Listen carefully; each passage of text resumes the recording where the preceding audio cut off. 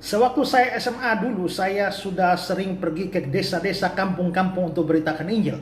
Dan dalam satu perjalanan penginjilan ke satu kampung, saya berjalan bersama dengan beberapa orang yang ada jarak cukup jauh di depan. Tapi ada keanehan bahwa pada tempat tertentu mereka semua berbelok keluar dari jalur utama dan baru melanjutkan perjalanan. Jadi mereka mengitari dan tidak mengikuti jalan utama itu.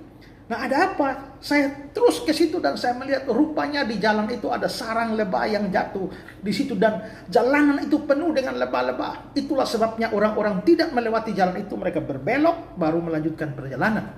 Pada waktu saya melihat lebah-lebah itu, saya berpikir, kenapa saya harus berbelok? Bukankah saya sedang perjalanan melayani Tuhan, memberitakan Injil? Apalagi saya teringat bahwa pada waktu saya bertobat dulu ada firman Tuhan yang datang kepada saya. Yesaya 43 ayat 1. Aku telah memanggil engkau dengan namamu, engkau ini kepunyaanku. Lalu ayat 2 mengatakan bahwa kalau menyeberang sungai-sungai atau air tidak akan hanyut, melewati api tidak akan hangus. Lalu saya berpikir, Tuhan, kalau air tidak bisa menghanyutkan, kalau api tidak bisa menghanguskan, apalagi hanya sekedar lebah.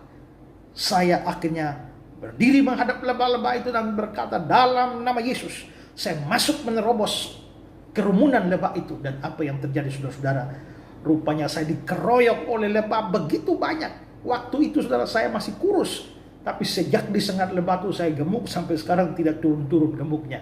Saya dikeroyok oleh rombongan lebah sampai hampir mati di situ. Dan akhirnya ditolong oleh masyarakat, dilarikan ke puskesmas. Di situ lalu saya berpikir, Tuhan, kok janji Tuhan tidak terpenuhi? Tuhan janji bahwa melewati sungai tidak akan hanyut, api tidak akan hangus. Masa lebah sampai bonyok begini? Saya rasanya kecewa pada Tuhan. Tapi setelah itu saya ketemu Amsal 22 ayat 3. Kalau orang bijak melihat malapetaka, bersembunyilah ia. Tapi orang tak berpengalaman berjalan terus dan kena celaka. Saya akhirnya sadar saat itu menghadapi bahaya di depan saya terus berjalan. Ternyata saya bukan beriman, tapi saya sedang tidak berhikmat, saya sedang tidak berpengalaman.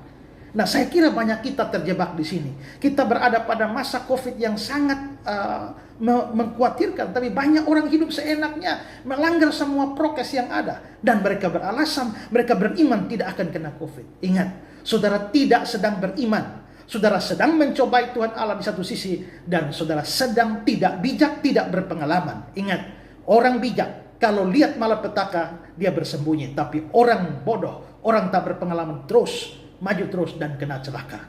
Pertanyaannya, saudara dengan mengabaikan prokes, saudara beriman? Atau sebenarnya saudara orang bodoh yang tak berpengalaman? Pikirkan ini dan jadilah bijak.